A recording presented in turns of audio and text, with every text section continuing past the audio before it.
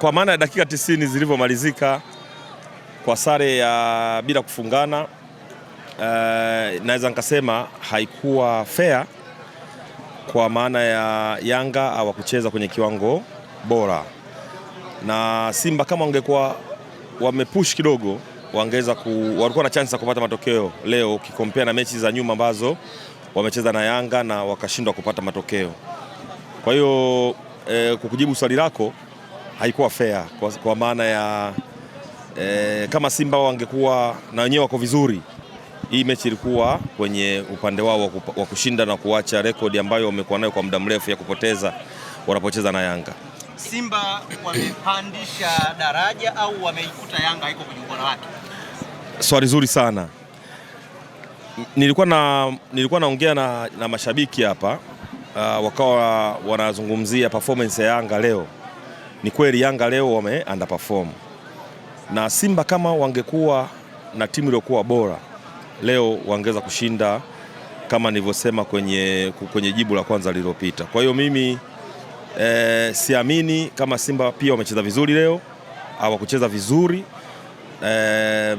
na matokeo waliyopata ya sare ni matokeo ambayo kwao yana faida na yanafurahisha, kwa sababu kwa mechi mfululizo walizocheza na Yanga walikuwa hawajabahatika kupata angalau hiyo sare. Kwa hiyo kutokana na kikosi chao kilivyo na Simba walipotoka na mabadiliko ambayo wameyafanya kwa siku za karibuni kwenye kikosi chao, wao walikuwa na nafasi finyu kabla ya mchezo wa leo dhidi ya Yanga.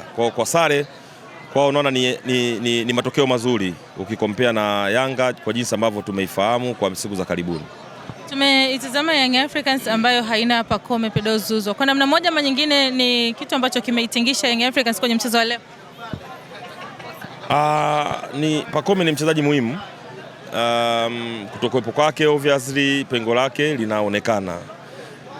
Lakini moja kati ya advantage kubwa ya Yanga ni kuwa na depth, wana kikosi kipana, na tujaona kwa siku nyingi wakimkosa mchezaji fulani unaona kuna mapungufu. Kwa leo nafikiri ni mwendelezo. Ukiangalia mechi 3 za nyuma 4 hawajacheza ile aina ya mpira ambao tulikuwa tumeushuhudia, hasa baada ya kuja kocha mpya Mreno.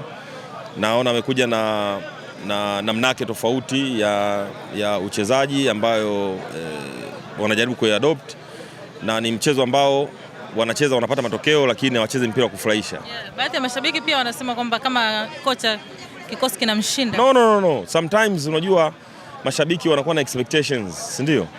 Walio wengi wanataka waone zinapigwa pasi nyingi, chips zinakaangwa, lakini walimu wanakuwa na mipango. Kwa mfano mimi naweza nikamuelewa mwalimu wa Yanga, amekuja katika kipindi ambacho anatakiwa kumaliza msimu na priority ni kuchukua ubingwa. Kwa hiyo haijalishi anachezaje as long as anapata point, sio? Kwa hiyo ukiangalia katika hizo mechi ambazo mashabiki wa Yanga wafurahishwi, lakini Yanga wamekuwa wakicollect point kwenye michezo ya ligi. Leo wamekutana na Simba ni mpinzani wao mkubwa, mpinzani wa jadi, wamepata pointi moja ambao kwao ina advantage, kwa sababu bado wako mbele ya Simba kwa tofauti ya pointi ngapi? Pointi 6. Kwa hiyo wangefungwa manake walikuwa wanapunguza gap kati yao na Simba, lakini sare manake kwao ni matokeo yenye faida. Kikosi cha Simba kwa namna moja ama nyingine, tangu dirisha dogo la usajili lilivyofanyika, unaona kinaleta uhai? Inahitaji muda. Mimi nimekuwa nikizungumza mara nyingi namna ambavyo Simba wanafanya reshuffle kwenye kikosi chao. Binafsi sioni kama inakuwa inatija. Ukumbuke Simba ni timu kubwa, mashabiki wana matarajio makubwa, viongozi wana matarajio makubwa, lakini ukirudi kwenye uhalisia ni ngumu sana kuweza kuachieve goals kubwa kwa namna ambavyo wanakijenga kikosi chao, ambacho kila dirisha la usajili wanatoa watu wengi, wanaingiza wapya. Kwa hiyo muda wa kukaa chini na kuitengeneza timu unakuwa upo. Kwa hiyo mara nyingi kwa siku za karibuni umeona imekuwa ikiwagharimu. Wanapata wachezaji wazuri, lakini over suddenly unaona ikifunguliwa window ya usajili wanatoka au wanawauza. Kwa hiyo unakuta kikosi chao kinakosa consistency, kinakuwa hakina ule mfululizo wa kiwango, kwa maana kunakuwa na mabadiliko ya wachezaji mara kwa mara. Kwa namna ambavyo Young Africans wamefanya usajili dirisha dogo, unakubaliana na kauli ya kwamba dirisha kubwa la usajili kuna namna walikosea na wamefanya wamefanya kama kuona kwamba tumekosea na tunatakiwa kufanya hivi na hivi? No, kwanza kuna kitu kimoja, kusajili kwa staili yetu ya timu zetu ambao inasajili wachezaji 10, 12, 13, yani kwenye dirisha moja inasajili wachezaji 10. Ni ngumu sana usajili wachezaji 10 afu wachezaji 10 wote au 9 au 8 wa Creek. Ni ngumu. Kwa Yanga mimi bado mimi naamini pia wale wasajili hawa kina, kwa mfano Udogo Mganda, unaweza kumuona kabisa Okelo anahitaji muda. Mimi namuona msimu huu kwangu mimi siwezi kumbebesha majukumu makubwa. Bado kijana mdogo anahitaji kufahamu mpira wa Tanzania tofauti na Uganda. Kwa hiyo ile pressure mara nyingi ambao tunaweka kwa wachezaji ndio huwa inawaharibu. Kwa hiyo mimi ukiniuliza, mimi Okelo namuona kama future ya baadaye. Simuoni kama mchezaji ambaye anaingia na kuleta impact hapo kwa hapo. Anahitaji muda na ndio inavyokuwa kiutaratibu. Kuna Damalo kwenye midfield, si ndio? Ni tofauti kabisa na Aucho. Ikumbukwe Aucho amekuwa kwenye eneo la kiungo chini pale kwa muda mrefu na amekuwa na staili yake ya uchezaji. Aucho ni ball player. Ana control midfield, anaituliza timu, ana link vizuri kati ya mabeki na upande wa mbele wa washambuliaji kwa staili yake, kutokana na composure na uzoefu aliokuwa nao na ni mchezaji ambaye amecheza ligi nyingi. Kwa hiyo alivyotoka obviously kuna tegemea gap, na unaona Yanga wamehangaika sana kumpata mbadala wake.